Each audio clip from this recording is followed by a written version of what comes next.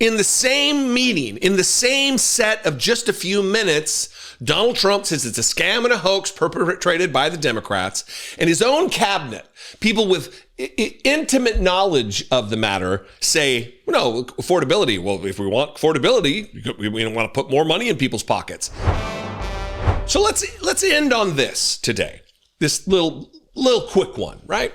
Yesterday, Donald Trump held his cabinet meeting where they go around the horn and they kiss his ass, and they're just heaping obsequious praise on him like the sycophantic lapdogs that they are. It really is the bootlick party, the Republican Party. It's nightmarish. But Donald Trump has long been trying to change the narrative about affordability. He's been saying, actually, it's all solved. Affordability is fine. There is no affordability crisis. Prices are way, way down for everyone. What you're feeling in your bank account and in your pocketbook when you go to the grocery store isn't actually happening. What's actually happening is you can afford everything because prices are low again. I have solved the affordability crisis. It's over. The problem is his cabinet didn't get the memo, apparently, because after all the clip, I put a little mashup together. It took me way too long. I'm not very talented at these things.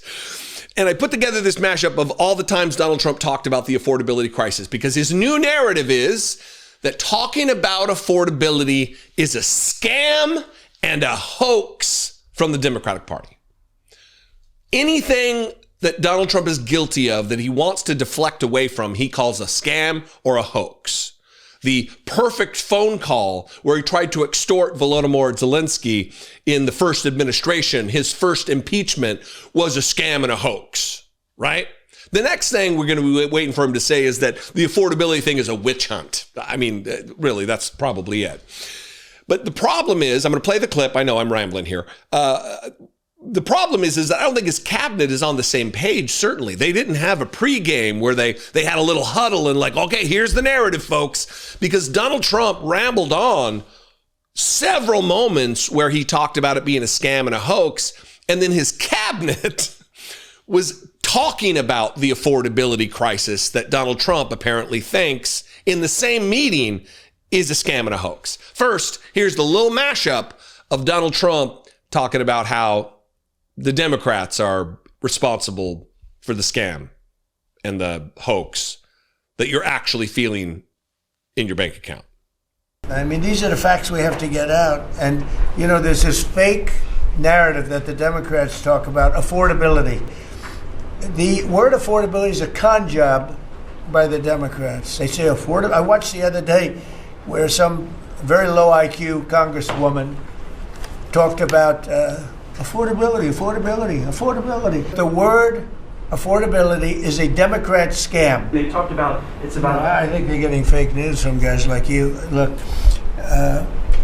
affordability is a hoax that was started by Democrats. But when they always say, I watched today where they have a race going on right now in Tennessee, and this woman goes, affordability. But they're like scam artists, you know, they're I call them con men and women. They come out, they say affordability, like, I see prices. I call them con men and women. Did you hear that, by the way? That little ditty there, where he's like a very low IQ congresswoman. He put all the stank on woman in congresswoman. Tell me he's not a misogynist piece of shit. Come on. Make it make sense that anybody would try to put Donald Trump forward as anything other than what he is. But these are the facts we need to get out. He said that multiple times in this particular cabinet meeting about affordability. These are the facts that we need to get out. This is the narrative. This is the propaganda. These are the lies that we all need to run with. And apparently, problematically for Donald Trump, the rest of his cabinet didn't get the message because Scott Turner, his HUD secretary, talked about affordability. Brooke Rollins, the agriculture secretary, she talked about affordability. Scott Bessent, the treasury secretary, used the words affordability crisis, and so did J.D. Vance. They didn't get the memo, apparently. So you talked about affordability. HUD has supported over 1 million Americans in home ownership and affordability, and over 560,000 are first-time home buyers. We talked a lot about affordability. We'll continue to talk about that. So the best way to address the affordability crisis is to give Americans more money in their pockets. If you look at every affordability crisis that's confronting the American people today. So which is it? In the same meeting, in the same set of just a few minutes, Donald Trump says it's a scam and a hoax perpetrated by the Democrats, and his own cabinet, people with intimate knowledge of the matter, say, no, affordability. Well, if we want affordability, we don't want to put more money in people's pockets. If there's no affordability crisis because it's a scam and a hoax, why is your cabinet so on point, laser focused on what your voters are actually dealing with? I guess the question would be, is this by design? Because we know they're liars.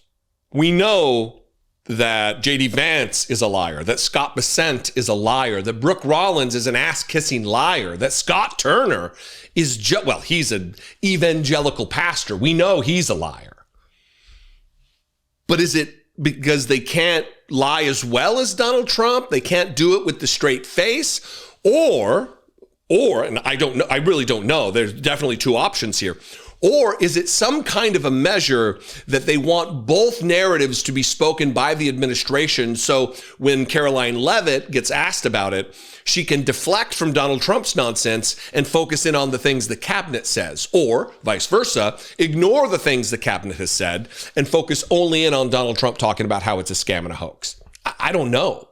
But with the very advanced propaganda operation that Donald Trump runs, that his staffers are dedicated to, that he has people who are paid handsomely, six-figure salaries to come up with, to craft the lies that become the narrative of the administration. And usually it's just to kind of back Donald Trump's play that he comes up with in the moment and starts rambling.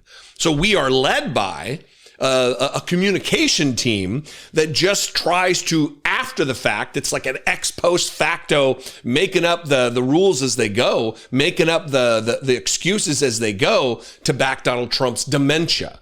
Ultimately, it is the dementia administration, and we are witnessing and feeling the impacts of the dementia administration.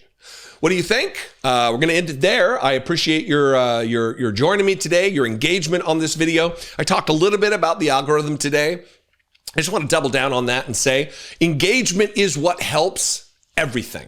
If you like the video, it signals to YouTube that this is content other people like you. That's how the algorithm works. It's like this person sets all of it, like you have a profile. It's kind of loose. I mean, I don't really understand the thing. This is how I understand it.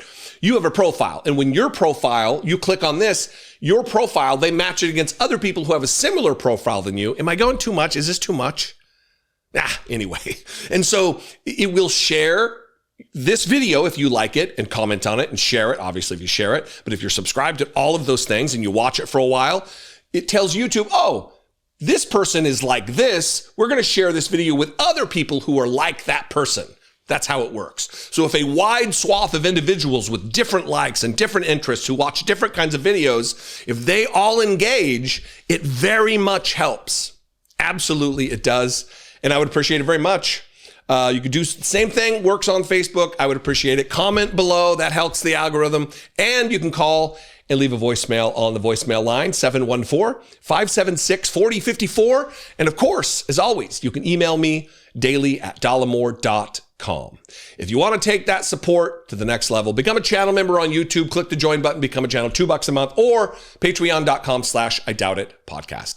I love and appreciate you for your patriotism, your engagement with my content, your concern for making the world a better place. We're going to win this. It might take longer than we'd like, but we are going to win. I'll see you next time. Be genuine and take care of one another.